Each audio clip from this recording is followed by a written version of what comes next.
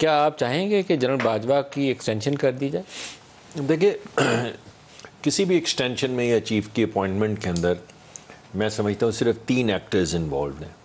ایک تو فوج خود انوالوڈ ہے کیونکہ جو فائل آئے گی وہ آرمی کی طرف سے آئے گی. منسٹری آف ڈیفینس سے آئے گی؟ نہیں، میں آپ کو بتا رہا ہوں آرمی کی طرف سے فائل چلے گی جو منسٹری آف ڈیفینس میں آئے گی، جو دوسرا ایکٹر ہے.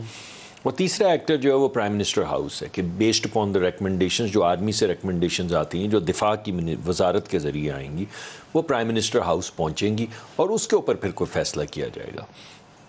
تو مجھے تو لگتا ہے کہ یہ ایک ملائن کیمپین ہے، ملائن کرنے کی کیمپین ہے. کسی نے ایکسٹینشن لینی ہے، کسی نے ایکسٹینشن دینی ہے، یہ نہیں دینی، یہ تو تبصرہ ہی نہیں ہے. تبصرہ یہ ہے کہ کبھی آپ کسی کو جانور کہیں، کبھی آپ کسی کو نیوٹرل کہیں، کبھی آپ کسی کو میر جعفر کہیں، کبھی آپ کسی کو میر صادق کہیں، کبھی آپ چلائیں کیمپین شہداء کے خلاف اور پورا مہینہ کیمپین چلائیں، آپ کے بچے جو ہیں وہ نوجوان پکڑے جائیں، آ کے ایڈمٹ کریں. کبھی آپ کھڑے ہو کے بغاوت پہ اکسائیں، آپ کا چیف آف سٹاف کھڑے ہو کے بولے کہ جو جوان ہیں اور جو جونیئر افسران ہیں ان کو ان کی بات نہیں ماننی چاہیے. نہیں، کمال ہو گئی ہے. پھر ایک دن آپ کھڑے ہو کے عجیب و غریب بالکل الٹی بات کر دیں. تو مجھے چاہے آپ امریکہ کے حوالے سے یہ بات کریں، چاہے آپ chief of the army staff کی اپوائنٹمنٹ کے حوالے سے یہ بات کریں، چاہے آپ سیاست کے حوالے سے یہ بات کریں، یا آپ انسٹیٹیوشن دفاعی کسی بھی ادارے کے حوالے سے بات کریں، یعنی خاتون جج کا نام لے کے ایک دن کل شاید اسی پروگرام میں کہہ رہے تھے کہ میں معافی بھی مانگ لیتا مجھے اگر موقع دیا جاتا.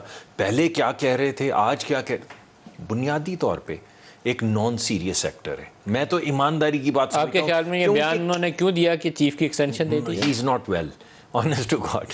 میں آپ کو کیا بتاؤں، یعنی آپ سوچیں کہ کیا ہم سب دیوانے ہیں؟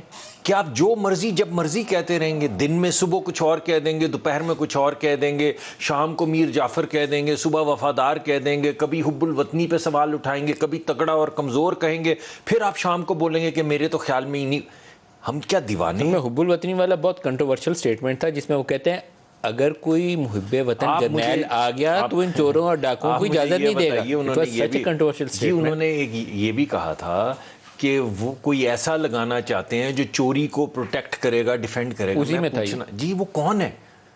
سوال یہ اٹھتا ہے نا، اگر آپ ان باتوں کو سیریسلی لیں تو آپ تو خود بھی دیوانے ہو جائیں. یہ وہ کون ہے؟ کس کے متعلق کہہ رہے ہیں کہ چوروں کو پروٹیکٹ کرنے کے لیے آرمی کا کوئی سینئر ترین یا تو کوئی اس وقت کا جنرل یا کوئی آنے والا چیف، یہ کس کے متعلق یہ تمام گفتگو فرماتے ہیں؟ کس کے خلاف، کس کے آرڈرز کے خلاف جوانوں کو اکساتے ہیں؟